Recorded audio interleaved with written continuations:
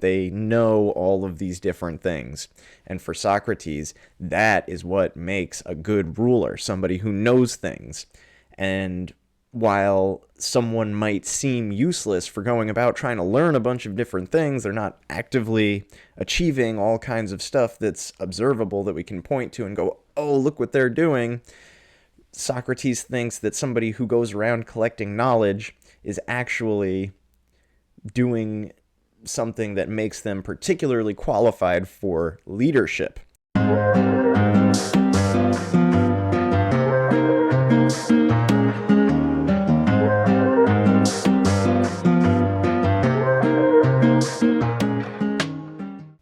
Welcome back, everybody. Today we are getting into Book 6 of Plato's Republic. In here we're going to get a nice continuation from what we were discussing last time, especially with regard to the philosopher king. In this book we're going to get a lot of Plato and Socrates' thoughts about what makes a true philosopher, how philosophers can be led astray. There are a couple of different ways this can happen. The greatest misconception about philosophers, we'll get into that. And the book ends on an interesting note with Plato getting into some of his formal epistemology. For those of us who may not be aware, epistemology is the study of knowledge. So Plato has a rationalist approach to epistemology, which essentially means that he cares more about ideas than about what our senses perceive. I'll get into all that a little bit later. First things first, as the book opens up, it really continues a thought from the last time, right? That this ideal city that Plato is describing can only come about under the guidance of a... Now, remember, the philosopher king doesn't necessarily want to rule, okay? True philosopher is motivated by a desire to learn everything, as much as they can. And the person who desires to learn doesn't necessarily desire to rule. And the person who desires to rule doesn't necessarily want to learn. And Plato here, through Socrates, argues that while a philosopher, a true philosopher, may not be the kind of person who really wishes to rule, they may in fact be persuaded by the possibility that they are ruled by somebody who is not going to do as good of a job as them. And that may give them the proper requisite motivation to actually ascend to being a king of some kind. So the beginning of this book, Book 6, really starts again with a recapitulation of a lot of those ideas. Socrates argues that philosophers are the only true rulers. That is because they love knowledge. Now, he makes this great distinction, I think, between knowledge and opinion. Now, a lot of people have opinions, very few have knowledge, and this is Socrates' distinction. I think, arguably, this problem's only gotten worse, but there's some historical considerations to think about here. So, for Socrates and Plato, knowledge is an understanding of things that are eternal and that are unchanging, whereas opinions are about the kinds of things that do change and people may disagree about. True knowledge is the kind of thing that doesn't change, and you either know it or you don't. There's no disagreement about what's real. It's just, it is. And philosophers not only distinguish between knowledge and opinion, but they value knowledge far more than opinion, even though opinions tend to rule the public spaces and the minds of common people. So we need these kinds of people to rule us. But, okay, Socrates does have his two interlocutors, or the people arguing with him, Adeimantus and Glaucon. And actually, let's go back a sec. Before we get to that real quick. So this idea of knowledge being a thing that doesn't change, very pre-scientific revolution way of thinking about knowledge, right? Because if we know much about the scientific revolution, the scientific method, Galileo, Copernicus, etc., the scientific method proceeds by this process of observation, hypothesis, hypothesis testing, revision, new hypothesis. Okay? So the scientific method almost assumes that our knowledge will be wrong at some point and is therefore open to more testing, revision, etc., so forth. And it's this constant process of re-understanding what is true and what is real. Now look, a true Platonist and Neoplatonist who lives today may completely understand that method and say like, hey, the reason that changes is because it's not truth, it's not knowledge, it's not reality. These are opinions, these hypotheses that are tested, that are then revised. They were never true knowledge in the first place, merely opinion. So interpret that as you will. But okay, back to the book. Socrates says, we need philosopher kings. These are the people who care about knowledge. Glaucon and Adeimantus, they push back. They say, hold up a sec here, Socrates. Two issues with philosophers here. The first one, philosophers seem useless. And of course he says, right, they may seem that way because they're contemplating knowledge, but they're not. And why not? He proceeds as he likes to, by way of analogy and metaphor, right? He talks about sailors on a ship, right? And sailors on a ship each have their own jobs. Some are rowing, some are manning the masts. I'm not a sailor. I don't know all the things that they do, but they all have these different jobs, right? And, well, the captain of the ship not only knows what all of the different sailors are doing and what they're supposed to be doing, but the captain of the ship also knows about optimal sea conditions, astronomy, different patterns of weather. They know cartography. They know all of these different things. And for Socrates, that is what makes a good ruler, somebody who knows things. And while someone might seem useless for going about trying to learn a bunch of different things, they're not actively achieving all kinds of stuff that's observable that we can point to and go, oh, look what they're doing. Socrates thinks that somebody who goes around collecting knowledge is actually doing something that makes them particularly qualified for leadership. So philosophers are not useless, even though, a lot of people look at them and go, look at that useless philosopher. What are they doing? People look at us today and say that. Socrates and Plato think otherwise. The true philosophical nature, the appreciation and love of knowledge and learning, and a character that really just dives into that are the perfect traits for a leader. Second concern here. Some philosophers are bad people. Now, this one is real interesting because Socrates does not even try to deny this. He says, yes, they are. A lot of philosophers are bad people. In fact, most of them probably are. But that's also part of what makes the good ones even more important and special. But okay, let's take a step back. Why does this happen? Socrates argues here that there is a certain philosophical nature, right? He does this with a lot of people. He thinks like guardians are born a certain way, auxiliary people are born a certain way, moneymakers are born a certain way, and that's just like how they are. And they can be trained to be better versions of themselves, but there is an innate nature to each person, and there's an innate philosophical nature. And he actually describes this in pretty good detail in this book.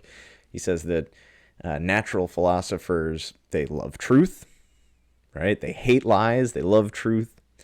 They are temperate, that is moderate and just. They're not chasing after pleasures or power or anything like that. Again, pretty much just knowledge. They're courageous. Okay, and remember a couple of books back, he defines courage as the ability to preserve your good opinions that have been instilled in you through good education and good experience, despite the fact that others may tell you otherwise. Philosophers must also have a good memory. They have to be able to retain information and process deep ideas. And these are just the characteristics of a philosophical person, according to Socrates. Love of truth, temperate or moderate, courageous, good memory, loves learning. Okay? Now, let's say you take somebody like this, right? And you put them through a process of education that turns out vicious people, whatever that is. If you train them in a form of rhetoric or argumentation, such as sophistry, right? This was kind of like, again, if you go back to book 1, I talk about this a lot. Socrates' intellectual opponents in ancient Greece at the time were the sophists. They basically sold their skills in rhetoric or argumentation in town squares to people who weren't otherwise very educated. They just kind of go in and argue people down and belittle them and make themselves seem really smart so that people would want to hire them to teach them how to be better rhetoricians or arguers. And, you know, all well and good and everything, but this is part of what Socrates believed led a lot of people who had a philosophical nature to become corrupted along the way, to seek power, and that's just one way that this can go wrong, right, is poor education. He says that explicitly. Another way that this can go wrong is if they are persuaded to just adopt the opinions of the majority without questioning things, without seeking knowledge for themselves, if they're just inundated with all of these opinions that everybody around them kind of just forces into them. Socrates talks about a person being at like a town hall and everybody's all worked up and they're chanting and like maybe even they're singing about certain viewpoints that they all have. And if somebody with a philosophical nature spends their time around these kinds of organizations and people and events, they're going to adopt a lot of those opinions and they may never question them. And that is another way in which they can become corrupted. It's almost like a corruption of their philosophical spirit. They just accept the opinions of the masses, or they're given an education that teaches them to be vicious and aggressive in their philosophizing. So, are philosophers useless? No. They seem so, but that's just because people don't know any better. Can philosophers be bad people? Definitely, a lot of them are, according to Socrates at least. You know, Professor Jeff doesn't agree with that, though.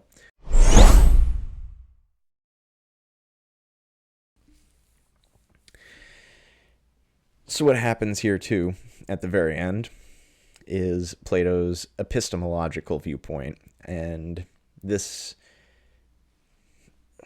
kind of gets first introduced here. It kind of goes back a little bit. What we get here is called the divided line. All right, this is an academic term for what it is, but Plato describes it as such. So he says that knowledge is essentially oriented toward the good. Now, knowledge itself is good. It's good to know things, but knowledge isn't goodness itself. Now, anybody who's familiar with any of Plato knows that this is a beginning of the discussion of the forms, okay?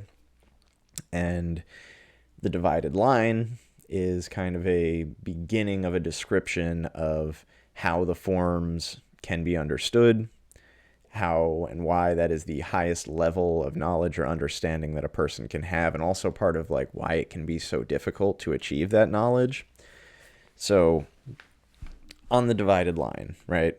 First, he says, imagine for yourself a line, okay? Just a line, divide it in half, okay? On one side, we have the visible. On the other side, we have the intelligible. Okay? And going from the visible to the intelligible, we get greater levels of truth. Okay? Greater levels of reality, truth, goodness as we go from the visible to the intelligible. Doesn't stop there, though. If you look at the visible part of the spectrum here, there are sort of like shadows of things. There are reflections of things. Okay? Now, those aren't the things themselves, but they do give us a little bit of an inkling about what they might look like, or their shape, or their size, right? We can get a little something by looking at the shadow of, say, a tree, right? We know if it has leaves, we know if it's really tall, we know if it's like thick or thin. And then as you move toward a greater level of reality, you see the tree itself. Now, looking at the tree itself, you know a lot more about it, and you can be very certain about the things that the shadow sort of implied to you. Okay? Now, that same kind of relationship exists in the intelligible realm. So that line is actually divided into 4 sections. The first and the sort of like least lowest form of knowledge would be the imagination. And that's kind of like where we picture things in our mind. If I say like Santa Claus or unicorns or the Loch Ness Monster or Bigfoot, right? You get an image of what that might look like. Even though that thing might not actually exist, we might never have seen that thing. You have a mental image of it. You're using your imagination. Cool. Second step are beliefs. And these are opinions based on physical things. Okay? Scrambled eggs are yellow, right? You know that music sounds good. Or you know that, a guitar produces music. Or if you were in ancient Greece, it would be a lyre produces music. Whatever. So those are your beliefs. That's rank 2 in the intelligible. Then you have thought. Okay, thought is like formal logic, mathematics, geometry. Okay, we are intellecting about physical things. And fourth, and the highest level, is the understanding. And in the understanding, we start to approach the forms. And the forms are these things like beauty itself, justice itself, goodness itself, the good. Like when you try to be good or do good, like what is that? And you might talk about that in terms of like your one specific endeavor, right? Like I want to be a good YouTuber. Okay, that means I produce videos regularly. I edit them well. I try to come up with nice eye-catching thumbnails and junk. But there is an idea of the good that supersedes that, right? Why be a good YouTuber, right? Well, because I want to spread information about philosophy. Why do I want to do that? Why do I think that is good? Because I think knowledge is good. Because I think that thinking and intellection are good. As I agree with Plato on a lot of these things. Not everything, but some of this stuff, yeah. So all of the things we do in life aim at some form of the good. But we're not always clear about what that is. And it's through philosophical reflection that we can sort of move up that line toward the understanding, maybe toward a comprehension of the forms or a beginning of an understanding about that. And for Plato, that's fantastic. Now, ultimately, what this serves to do is foreshadow the allegory of the cave in Book 7, and that's going to be coming up next. Really excited to talk about that with you all. But till next time, I'm Professor Jeff. Please like, subscribe, leave a comment. Comment Philosopher King if you have made it to the end of the video. First person who does will get a special shout out. See you all next time.